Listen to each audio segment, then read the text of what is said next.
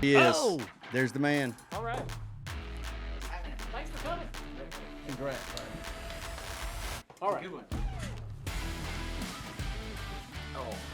So what's happening? It's a good day. Yeah. It's a so good day. all right. I know you've had it's halfway through the week. It's Thursday, and I know that you've had a little bit of time to think about it. Well, it seems like we waited forever at the racetrack. Right. You know I was what I mean? gonna So, ask like, you. I've had plenty of time to think about it. Well, I was going to ask you, man. You had how long did that race feel? Forever, because, probably the weirdest part was the split for the Cup race, right?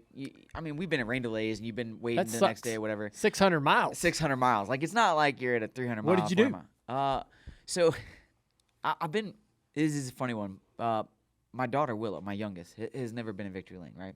What? They The like, youngest. That's yeah, right. the youngest. Of My course. oldest has been, but I think it was Of course. 2018 was the last time she was in victory lane, just because softball and they're not there, and my Right. wife hasn't been traveling as much. And so Ashley was like, "Hey, I don't have any clothes for the kids. Like they don't have pajamas, they don't have anything. And if it's gonna be late, like we need to go home and get some stuff." So we drove back to Mooresville and got some clothes. Isn't And, that the weirdest feeling? oh, it was Leaving terrible. the race while the race is. Yeah, because like at that point the Cup race hadn't even started yet. They were getting everything switched over. So we go back home, get some clothes.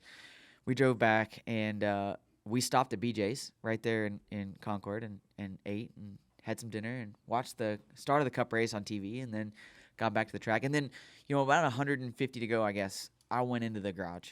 And at that point it was like, all right, what do we learn, right? These are the conditions we're going to have as the sun starts to go down. How do we learn from that? And so sat down with the guys and watched the race. And it was cool, though, to walk in the garage because everybody was lined up in chairs watching the big screen Monitor. and they were watching the race. And I'm like, that's kind of, I don't know, that's just Yeah. old school to me. I enjoyed that part of it, and it was cool. How do you think JRM found the speed to finally get to victory lane? Because let me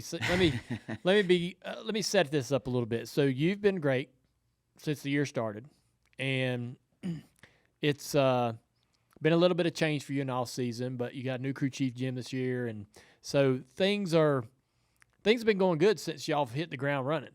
I think you've been fast almost every week, but we haven't won. They keep saying we haven't won. I get tired of hearing it. I know you got to get tired of hearing it. Yeah. All the other cars have not ran well either. I think you've been the best car most weeks. But we've still been off of the Gibbs stuff. Yeah. And John Hunter and whoever else they put in their cars have been pretty quick. Little Ryan Truex. Truex, yep. So it's sort of been a bit similar to me like it was maybe like 5 years ago, where we just couldn't match them. And Even at Charlotte, I felt like there were most of the time they were a little better than we were. Right at the end of the race, we made good adjustments and we got to where we needed to get to. But we've talked about this a lot. Collectively as a whole in this shop, you watch the men and women that are in this shop, and the effort is here, right? Like, there's never a moment where we're not thinking about what we got to do better. And to be honest with you, Jim, I laugh. He'll send me an email at 2:00 in the morning. He'll send me an email at 5:00 in the morning. Yeah. He's going to bed and getting back up, and we're looking at all the information, and it's like, man, I tell him all the time, I'm like, look, man, you can't burn yourself out on this. You gotta get some sleep. Yeah. And he's like, no, man, we gotta win races. Yeah. Like I'm in this to win, and that's the only thing I know. And until we win, I'm not quitting, and even once we win, I'm not quitting. And I've seen that already this week. You look at the haulers having to get reloaded for Portland. My man is already full Portland, Sonoma, trying to figure out what we got to do. And I just feel like, as a whole, we had a big suspension change in the offseason for the rear suspension. And it's not that we lost anything. Like, we didn't have any tricks last year. What we lost was some of the forgiveness that I think these cars had. And I think when we lost that, I think it just suited the Gibbs front suspension a little bit better, their front aero, their front platform. And so we've had to kind of scramble a little bit to get caught up to that. And I think the other night at Charlotte, at the end of the race, we were making adjustments and we were learning, and we hit on some things that I felt like were a difference maker for us in the race, right? And honestly, one of them was saving fuel. I started saving fuel and I went faster. And they're like, I can hear Jim calling lap times, and I'm like, oh man, I'm gonna catch grief on this all week because he tells me to save fuel, and I start going faster. But honestly, I learned some things as a driver. I know they learned some things as a team, and that's good. That's good information for us, right? As a company, that's a good information. When you were out there late in that race, everybody starts pitting. I was kind of first off, I was a little surprised that you knew as much as you did because you were like, tell me where the 21 car is. I'm like, how does he know that's the car? How does he know that's the guy to pay attention to? Because so how are you getting that information on what the rest of the competition's doing? Do you see him go down pit road and you're all of a sudden you pin that thought like, oh, the 21's going to be the one. If anybody comes, that's the car. Yeah. So I look at the scoreboard. I watch guys. How did you know? Well, so he was the one on tires in the car that was going to probably be the first one to get to you. So I just look at like who was in the top 5, right? Yeah. And I'm looking at the jumbotron on the back straightaway. So like I see him come down pit road, so I know he's on tires and fuel, right? Yeah. And at that point, as much as we were trying to save, I mean, here's the one thing: when we pitted on with 66 to go, we took that restart. Jim had already been telling me max fuel save, max fuel save, max fuel save. So that whole caution, I'm like clutching it, killing it, doing all that stuff. So once we got kind of recycled and once the race started, I knew from lap 1, I'm like, whatever I can do to save fuel in here is going to help, right? If this thing goes, I don't know if we can make it or not, but I got to give him everything I got. So then when Jim came on the radio and told me I needed to start saving fuel, all right. And so where we got a little bit of miscommunication was I actually let the 20 pass me. I know. They had your audio, and you're like, they were telling you to go, and you're like, I can go? And they said, yeah, you're good. And you're like, well, I wouldn't have let him go, Bobby, if I'd have known that. Yeah. So then I wasn't like frustrated. I just was like, I know, but then you just drove right back past him. Was it? Well, and that's in Was his he post-race saving interview. In his post-race interview, he's like, well, I feel like if we could have been the car out front and then started saving, we would have won the race. And I'm like, well, we were saving 20 laps before you started saving. So, that was really the only way I felt like he was able to get to me was when we started saving. So the car that's been faster than us most every week, you were better than him on this day. The last stage. If it was on The that last last stage. run, the last stage, right? Yeah. If it was hands down, hammer down, I think we'd have beat him. you were better. Yeah, I think so. Yeah. Yeah, we made really good adjustments on the last pit stop. And you add the last pit stop, good adjustments, and then learning. Honestly, if we hadn't started saving fuel, I don't know that I would have found the speed to beat him. Like that's kind of the crazy part because I changed my driving style a good bit, and I learned some things by doing that I think helped me. Right? Yeah. Charlotte's unique. Charlotte's one of those places where it's not a normal racetrack, and so what I was learning, I think, will help in other places. May not be as effective as what it was at Charlotte, but I was able to learn some things right there that will help me moving forward. I think, especially when you're talking about balance, right? I was able to affect my balance in a way that helped me with the adjustments that we had. So it was a good change. So when I hear you, because I've never driven a race car, never will drive a race car, but when I hear you say you went faster when you were conserving fuel, that would suggest to me that you weren't overdriving. Is overdriving what I'm hearing, or is it? What else did you learn that wouldn't have been that? Yes, but I was driving beyond the potential of the balance of the race car. Right? Sometimes. Okay, so you just needed to back it down because that makes sense. Yeah, like the balance of the race car was good. I just had to find the sweet spot of it, and I was trying to get more. When you're trying to find pace, the automatic answer is I should drive in the corner deeper. I should pick the gas up earlier. I should do all these things. Yeah. Sometimes that's not necessarily the case. Yeah. And what is a normal fuel run? You went 66 laps, is that right? Yeah. You went and you conserved from lap 1 in that run. 62. 62. Yeah. So you with no saving. 62 with no saving. So you saved yourself 4 laps. Yeah. That's pretty impressive. Yeah. I mean, 62 is a number that's like pushing it. No, 62 would be very normal. Okay. Right. So like 63, 64 maybe, right? If you were going to be super aggressive. But, I was talking to Taylor, the crew chief on the A car this morning. He's like, man, we weren't even thinking about trying to make it to the end. It wasn't even in their mind. Right. But so to your point earlier, what you were talking about, Jim come on the radio and he's like, hey, man, if the 20 pits were pitting, like if he pits, you're pitting. And I said, well, no.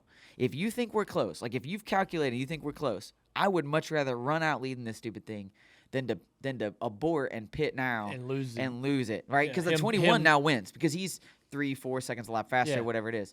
So I'm like, if you think we're close, I'm not coming to pit road. And he's like, all right, let's go. You know, and I think for him it was just he wanted me to buy in, right? Yeah. He wanted me to feel that they had done their job. The 21 probably would have beat both of you. Oh, for sure. I think so. Yeah, no question. So, all right. So heading to Portland. Yep. Y'all ran there for the first time last year. Was that the first time back? First time, yeah. In a long time. Long time. And it rained. It rained a lot. Which it might rain again. Who knows? Portland. It's Portland. They tell you that they all wear slickers. Like they don't even have umbrellas. They just have slickers with like the hooded raincoats. And I apologized to everybody last year. I'm like, oh man, I'm so sorry. The rain. And they're like, oh, it's Portland. It's normal. Like, what are you talking about? This is normal. And but one thing that I will say is the fanfare in Portland was special, right? And I hope it is again this year. You never know. Like first year's always a lot better than the rest of them. But it was special to see how many people came out and supported the race and the event. It was pretty awesome. Cool. What's the best part about it? I mean, what? I've never been to that racetrack. I've never been up that way that I can remember. Maybe for a Bud appearance 2 decades ago. But what's it like? It's just different. It's What's it remind you of? Is there a track that it's similar to? No. No. Like it was very unique. It's very flat. Very narrow. Like if I were to picture like a go-kart track. How do you see the turn in on turn 1, the apex? All it's flat as hell. Oh, it's flat. It's so hard. You're looking for those little curbs, like the little turtle curbs. There. That's all you're looking for. And they're short too. So you're like it's similar to the turn 1 on Indy road course, but that one seems like it would even be easier to see because of barriers and things everywhere. Yeah, so the other thing that's weird about Indy versus Portland is very compact where you do turn 1 and turn 2. Indy turn 1 is tight, but then turn 2 is kind of open. Wide, you can do whatever you need to do. Turn 1 and 2 at Portland is like, I mean, it's sardines in there. One lane. There were guys last year that never even tried to make turn 1 on restarts. They just went straight, stopped, took the penalty, and went on because it was way faster. Like, they're passing cars. I actually got passed in the rain.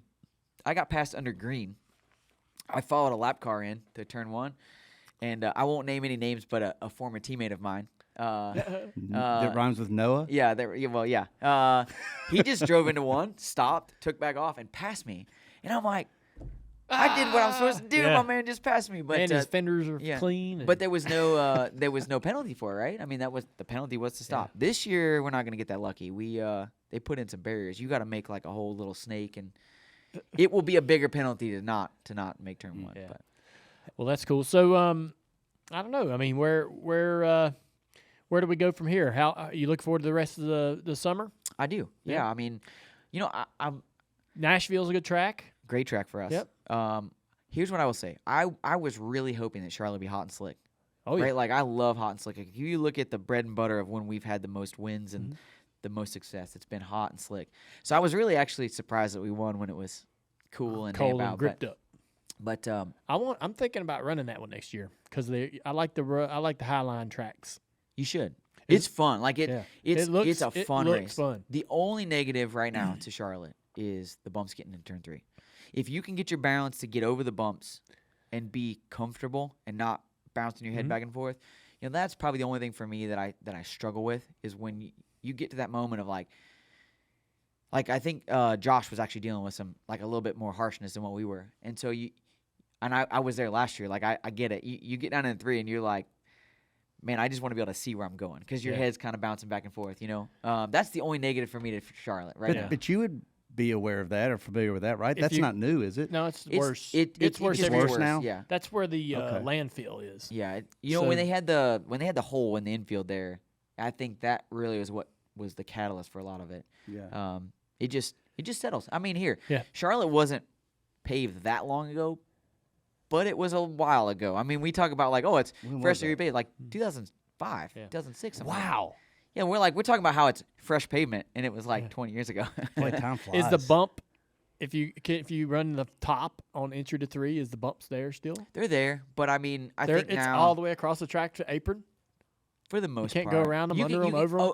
If you run the bottom, you can maybe get a little bit of an arc around it and then get back to the bottom. But it's like there's one path through there that's not bad, and then above and below are pretty bad. But it's also where the tunnel's at too. You got to remember, What's the bumps into one everybody's talking about? I know there's like some train tracks. It's like da-da-da-da in the back. Yeah, and that's top. what I think John Hunter actually hit the Yes. fence. Is that what that is? Yeah, it's 'Cause that- weird. yeah. I don't know. Those were there years ago. Yeah, it's weird because if you run a little bit lower on entry, or if you run above them, you're fine. But if you go right through it, it's game over. It's like railroad tracks. yeah, you're like off the ground. Yes. Like I actually last year when Josh and I were battling, that's why I hit the fence and ended up with a flat tire.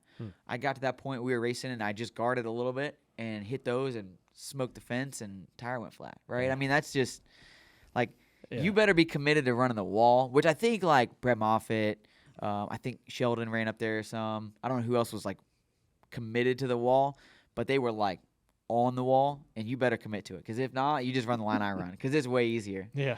But you should run it. I mean, listen, Charlotte is Charlotte. It's home. It's Yeah, it's you're all right these next things. to the house. Right next to the house, and our cars are good there now. Like, I mean, for years, no offense to JRM, but we Man, we was our never- Achilles heel there for a while. We never won there ever. And now we're until 2 years in last a row. year. Yeah. I mean, it's pretty wild. But Dale, you know, I did see a note real quick that out of the Junior Motorsports press release, it said that you are now one of 17 drivers that have won 20 or more races in the Xfinity Series. Man, that's a list right there. If you just think of the drivers that would be that's an esteemed list, and you're on it, dude. listen, I looked at the people that I was ahead of, and it Blows your blew mind. my mind. Sure. Blew my mind. Yeah. Never in my wildest dreams did I expect to win a race, let alone 20 of them. You know, I think you're at 25, 26, right? You going for him? You coming? Listen, not on purpose. Dale wouldn't have a problem with that at all. He's gonna get there. But I'm gonna be honest with you. I looked at the list though, and I'm like, man, these are my heroes, right? Including you. I mean, just my heroes, people that I have been lucky enough to race with, people that I haven't been lucky enough to race with, but people that I have looked up to my entire career. So to even be on that list was special. But man, it was pretty awesome. Yeah. 7 years in a row of winning a race too. I didn't know that. I know it. It's wild. Yeah. You've won. I looked at after your win last night, I looked up Racing Reference for your career, and the last probably 6 years have been incredible. And I looked at that all-time list and where you are on that. And so you looked at the names. Yeah. Oh, I did. It's crazy. Yeah. I think I said it on social media. I think that you're a cup level talent, and we're just the lucky people that get to have you so you can win races for us. And I'll be honest, man, I'm not saying this because you're sitting here. You know, you as a driver had everything to do with winning that race at Charlotte. Watching those cars move around, slide around, watching how uncomfortable they got at times, knowing how you needed to be aggressive to get the lead from the 20, to recapture the lead from the 20. I've watched you win races just purely on grit. I'll never, ever forget the Chicago win, how you schooled everyone on that last restart. And that is sheer motivation. You know, it's really, really impressive to watch, and looking forward to seeing what else we can do the rest of the year. You got us back on the map, got us back in the win column this year. That's motivation for everybody in this shop. You know how that changes the room. Yeah. And everybody's pumped about the summer. We're going to make a great run. We're going to try to win some more races. And, I said it last night. You, Kelly, LW, Joe Mattis, you, Mike. It's been awesome to be here. Yeah. You know, do I want to go back cup racing at some point? Yeah, I want to go win cup races, right? Nobody doesn't want to do that. I want that, but I love where I'm at here, man. This is such a great organization, such a great group of people, and I get the honor to go to the racetrack and go do what we did this past week, and it's been awesome. So thank you. Yeah, Appreciate you it. represent us so well. Thank you, buddy, and good luck this weekend. Thank you, bud.